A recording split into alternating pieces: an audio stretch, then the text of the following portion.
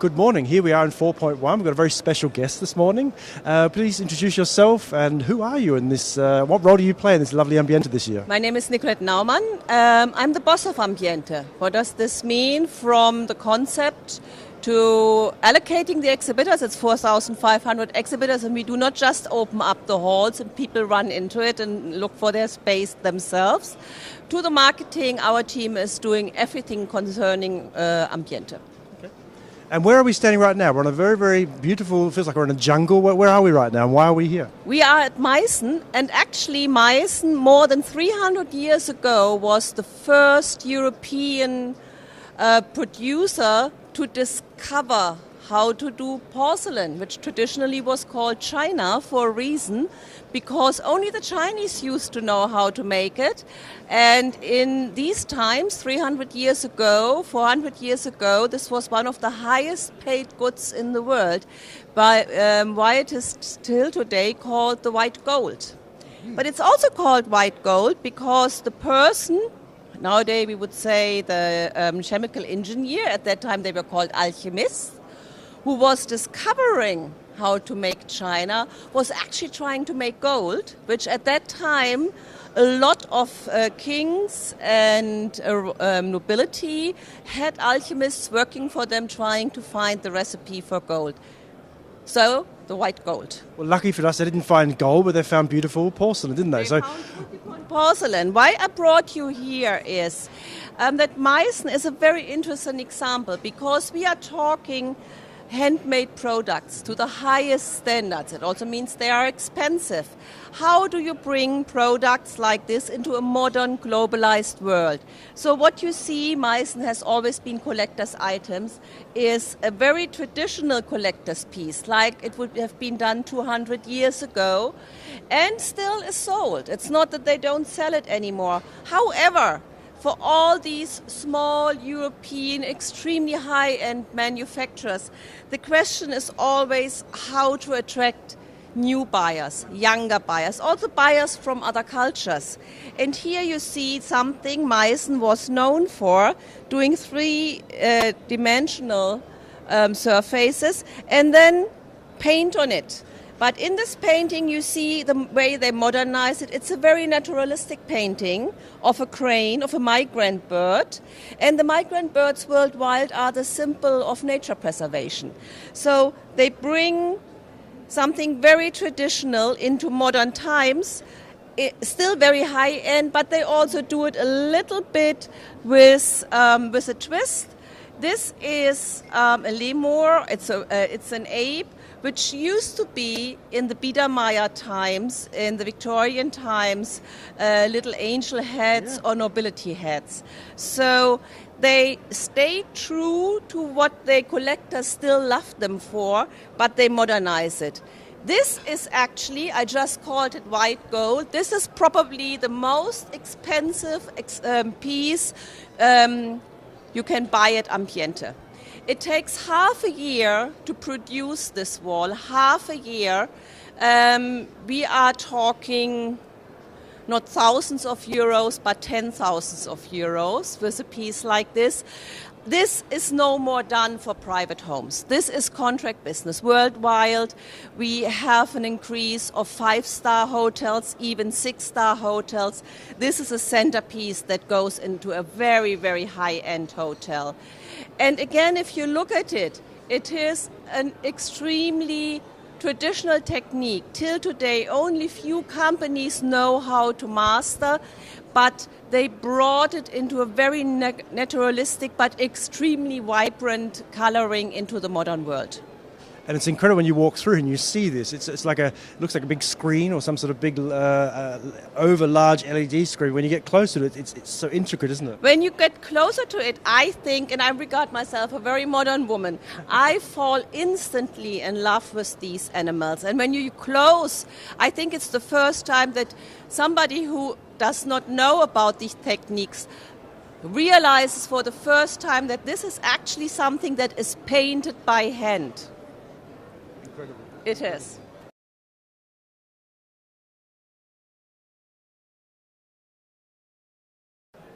So where have you taken us this time? Where are we now? This is another one of the very traditional European small manufacturers, handmade products. This time it's Herend from Hungary. They were founded 1826 after in Meissen white gold was discovered. Actually, other kings and royalty tried to steal the workers to get to know the recipe. Sometimes they were actually kidnapped. This is historically true. Herend, also like all these companies, and very often there were only one or two in each country, was known for this very specific pattern and figurines like this. And Herend would not use naturalistic painting, but they would always combine with this pattern they invented, which is the Herend pattern. Again, how to bring a company like this into very modern times. And here I show you something that plays a very big role in Ambiente in general. If we look at this big friend here. Is that a turtle dragon? It is a turtle dragon. The dragon is for strength, the turtle is for prosperity, and the cranes are for faithfulness. And having said so, it's very clear this is a product that's produced for Chinese market. Actually, Chinese buyers in an international show like Ambiente, after Germany and Italy, are the number 3 buying nation. They didn't even play a role 10 years ago. United States used to be number 3, they became number 4. And this is also what is behind a lot of the things that are going on in the world. And you see this dragon, it's the second expensive pieces in this fair after what I have just shown you. It takes 4 months to produce it, and it's completely produced by hand. All these details are painted by hand, the eyes, everything. And you see the Herend pattern in the neck.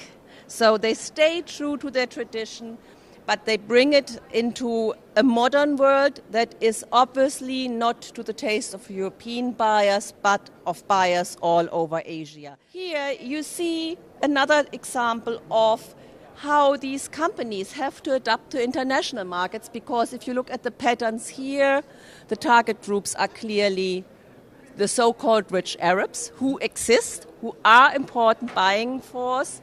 And again, these companies, in order to go into global markets, have to find ways to adapt their product to the needs of the 21st century. But here you see where they come from, how to adapt for international markets, and this is how these companies not only thrive, but to be honest, sometimes survive. Because traditional European markets alone are less open to this kind of luxury nowadays than international markets.